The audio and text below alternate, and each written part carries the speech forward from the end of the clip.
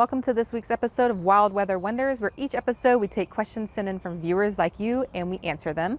So today's question comes from Nick in Timber Pines, and the question is, how do our afternoon thunderstorms work and when do they start happening? So today, May 15th, actually starts the beginning of our rainy season, especially down south. And the rainy season usually lasts till about October.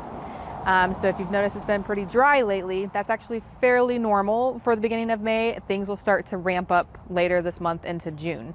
And to answer Nick's question, I'm going to go into the office in a minute and have a couple of our meteorologists talk a little bit about our thunderstorms and when they start happening and why they start happening. All right, so here with me I have two of our meteorologists that are going to talk us through our thunderstorms, and this is Paul and this is Austin. I'm going to let them do all the talking. All right, Paul. Thunderstorms, huh? Yeah, it's getting to be that time of year. We're starting to transition into our thunderstorm season. As we see next few weeks, we'll see a gradual change. Yeah, so today kind of kicks off the start of what we consider to be the climatological kickoff, so to speak, for thunderstorms, but it's not always actually like a hard date. Like, we're really not talking about significant rain chances still today, right? No, it's a transition. It's gradually up the next month or so, we'll see everything come together. And as you see here, West Central Florida, this area northward is like May 25th, but really it's not till the first or second week of June in most areas. So why is that? What drives the start, so to speak? So while we have those dates, what are we really looking for to see the season kick off? Well, we have some basic ingredients, as we call it here, that things that need to come together, and such as the Bermuda High. It sits up over the Atlantic Ocean. That hasn't set up yet. We'll see that set up over the summer, and where that ridge goes up in north and south during the days shifts the winds around. Sea surface temperatures, we're still in the upper 70s most areas. We have to get into the low 80s. You'll start seeing morning thunderstorms out over the Gulf. You're driving into work at 7 in the morning, you see those big towers out over the water. That's usually not till like the second week of June, and that's when you'll know we're kind of getting into that pattern too. And of course, moisture, obviously we need moisture and low level moisture dew points. We're not quite there yet. So quite a few ingredients that we still need to truly come together. Now we are seeing hints of it though, right? Because we've seen a few days of storms and we have some chances for rain in the forecast. Yeah. But what are we're missing some of these things, right? So, Yeah. But what are we seeing so far? Oh, we got the moisture, we got the water temperatures upper 70s. We're getting close. Dew points are in the 60s most of the time, just not quite there. And we are getting enough heating though, because the daytime heating, we're seeing showers and storms, but they're taking longer to develop. They don't develop till late in the day usually most of the time. So it takes a little longer because there's not enough moisture. Yeah, so looking at the map here, you can actually see, just starting to see those first hints of those 80 plus degree water temperatures coming in. And as what Paul said on the last graphic, you need at least 82 degrees. So that has not made its way up the coast yet. And we don't want to see it just at the beaches, because we were talking yesterday. Yeah. What was Clearwater yesterday? They were like 83, 84 degrees already at the beach, but you go short distance out and it's still in the upper 70s. So yeah. we need to see that low 82, 83 out here, 20, 30 miles out. So let's also talk about the moisture content. You mentioned that we need that. So what are we seeing here, Paul? As far as moisture, we use what's called precipitable water. It takes a column of air from the surface all the way up to like 400 millibars or so, and it looks at the moisture in that column. And during the summer, our average is like 1.7 to 1.9 inches in this green area. We need at least that, or at least 1.5 even, to see rain on a typical summer day. This time of year, we've been seeing that 1.4, 1.5, not quite as high, but we are getting enough heating that we're seeing light day storms. But we're looking for that to come in, and that doesn't usually happen again until June.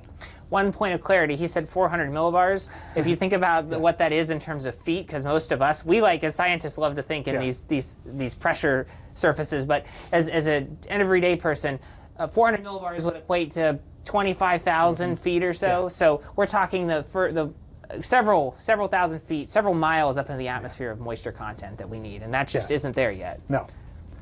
And as far as dew points, we look for moisture at the surface too. And the typical date, we start getting around 70 degree dew points consistently, all above that in Tampa, isn't until like June 3rd. And we can see it, you can see the green here, it wavers, it varies, but consistently that dark green there you see from June 3rd all the way to the end of September, which is matches really well with our thunderstorm season. And understand that if you live down in, say, Fort Myers, this happens sooner. If you live up in somewhere like Cedar Key or Williston up north, this happens later. And if you live inland, well, some of these things don't necessarily matter as much. You've already seen a few thunderstorms and you're likely to see more of them. But in a broad sense, that higher coverage doesn't come in until we see this respond across our area more widely. Yeah. And then as far as the two main factors, we're looking for that moisture again, and what is the wind direction? Where's the wind blowing from in the lowest 10,000 feet? That's the two most important things. Yeah, so 10,000 feet or about 3 kilometers if we think about it in the metric system, which we like to do that too. We love our different datums, or different ways of thinking of it. But Paul, you can show us how we can calculate this, right? You want to look yourself on a Yeah, anybody day. can go on the morning, after the morning sounding, after we do our 7 a.m. sounding goes up, and about 9 a.m. or so it shows up, you can go to the SPC, Storm Prediction Center website, and look at the observed sounding for a day. And in the bottom section of that of the big graph, it has PW, which is precipitable water, and then over here, it surface 3 kilometer the mean wind. On this example, the mean wind was 127 it's coming from southeast at 9 knots, which is about 10 miles an hour. Yeah, and real quick on this, so just so you understand what you're looking at here, this is a snapshot of data we collect each day with weather balloons. This red line is temperature, green line is your moisture content, what we call the dew point. So all of this, and then wind information is calculated from it. So from all of that, we can glean a lot of information, and then you start looking at all this, and you get even more information out of it.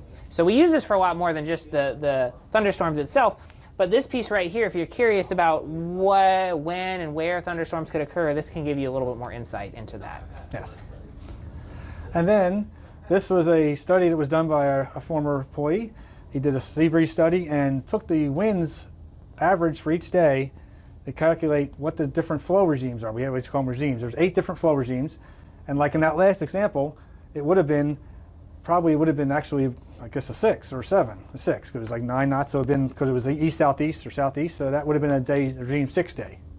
Yeah, understand that when we talk about wind, we're talking about the direction the wind is coming from, not going to, okay? So if the wind is out of the east, that correlates to this regime 3 or this regime 2, or if it's more of an east-southeast wind, then we're talking regime 6 or regime 7. So basically the way that this works is we look at the winds each day, and assuming all the other ingredients are in place, then we can assign one of these regimes, as we call them, one of these flow patterns that we commonly see to that to help us understand what the timing looks like for thunderstorms across our area.